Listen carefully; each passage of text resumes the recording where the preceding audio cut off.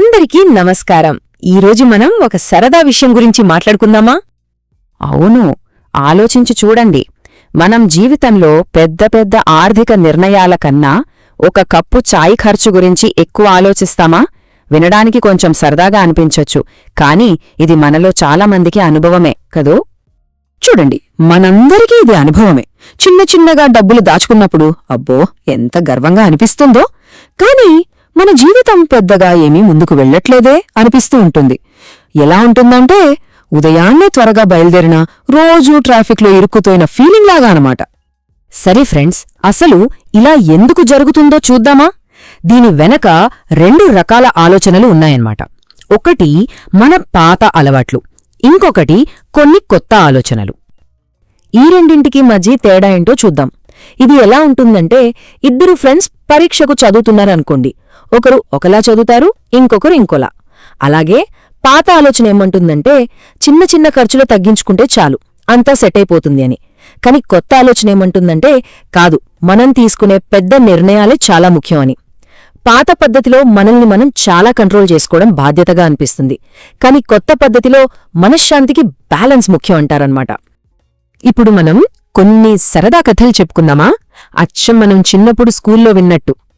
ఎందుకంటే వేరేవాళ్ల అనుభవాలు మనకు చాలా నేర్పిస్తాయి కదా.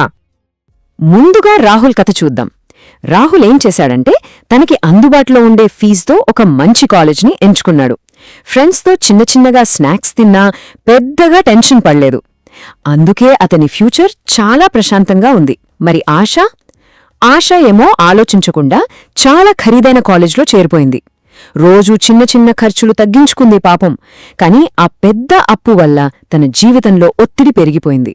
చూసారా, ఇక్కడ రాహుల్ తీసుకున్న ఆ ఒక్క పెద్ద నిర్ణయం అతనికి ఎంత ప్రశాంతతనిచ్చిందో.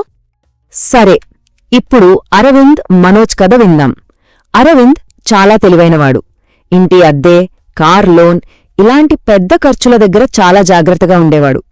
చిన్న చిన్న ఖర్చుల్ని పెద్దగా పాటించుకునేవాడు కాదు. అందుకే అతని లైఫ్ ప్రశాంతంగా సాగింది. మరి మనోజేమో ఆఫీస్లో టీ తాగినందుకు 10 రూపాయల కోసం గొడవపడతాడు. కాని ఏ ప్లానింగ్ లేకుండా ఒక ఖరీదైన కారు కొనేశాడు. దాంతో ఏమైంది? అతని మీద ఫైనాన్షియల్ ప్రెషర్ బాగా పెరిగిపోయింది.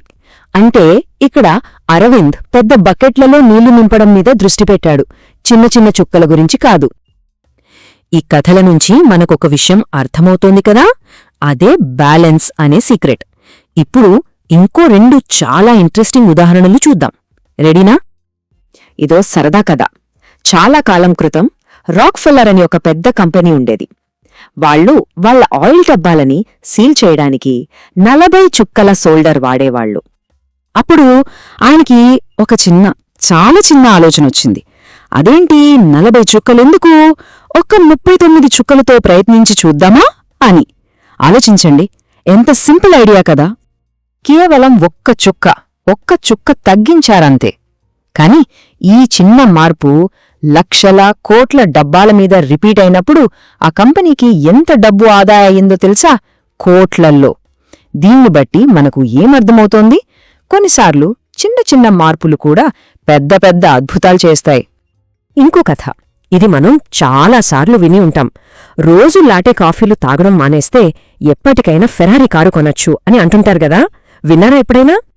కానీ అసలు విషయం ఏంటంటే, అలా కాఫీలు మానేసిన వాళ్లు ఎప్పుడూ ఫెరారీ కొనలేకపోయారు. ఎందుకో తెలుసా? ఎందుకంటే వాళ్ళు చిన్న చిన్న పొదుపుల మీద దృష్టి పెట్టారు, కానీ వాళ్ల జీవితంలో తీసుకోవాల్సిన పెద్ద పెద్ద ఆర్థిక నిర్ణయాలను అస్సలు పట్టించుకోలేదు. అంటే చిన్న పొదుపులు మాత్రమే మన పెద్ద కలల్ని నిజం చేయలేవన్నమాట. అందుకే ఇక్కడ మనం గుర్తుపెట్టుకోవాల్సిన ముఖ్యమైన పాయింట్ ఏంటంటే, నిజమైన ఆర్థిక విజయం అనేది ఈ రెండింటినీ బ్యాలెన్స్ చేయడంలోనే ఉంటుంది. అవేంటంటే మన చిన్న చిన్న అలవాట్లు, ఇంకా మనం తీసుకునే పెద్ద పెద్ద నిర్ణయాలు. అందుకే ఈ మాట గుర్తుపెట్టుకుందాం. చిన్న డబ్బు అలవాట్లు చాలా ముఖ్యం, కాని పెద్ద డబ్బు నిర్ణయాలు అంతకన్నా ముఖ్యం.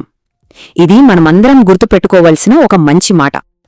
సరే, మరి మనశ్శాంతి వైపు మనం కూడా ఒక చిన్న అడుగు వేద్దామా? భయపడకండి, ఇది చాలా చాలా సులభం. మనమిప్పుడు ఏం చెయ్యొచ్చో చూద్దాం. మొదటిగా ఈ వారం మీకోసం మీరు కాస్త ప్రశాంతమైన సమయం తీసుకోండి, సరేనా?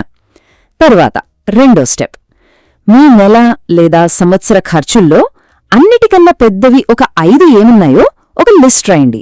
అంతే. 3వ స్టెప్, ఆ లిస్ట్ని ప్రశాంతంగా చూడండి. ఎలాంటి టెన్షన్ పడొద్దు, జస్ట్ వాటి గురించి తెలుసుకోండి. మన గోల్ టెన్షన్ పడటం కాదు, కేవలం ఒక అవగాహన తెచ్చుకోవడమే. గుర్తుంచుకోండి ఫ్రెండ్స్, మనం రోజూ నేర్చుకునే ఈ చిన్న చిన్న పాఠాలే ఏదో ఒక రోజు మనకు పెద్ద విజయాన్ని అందిస్తాయి.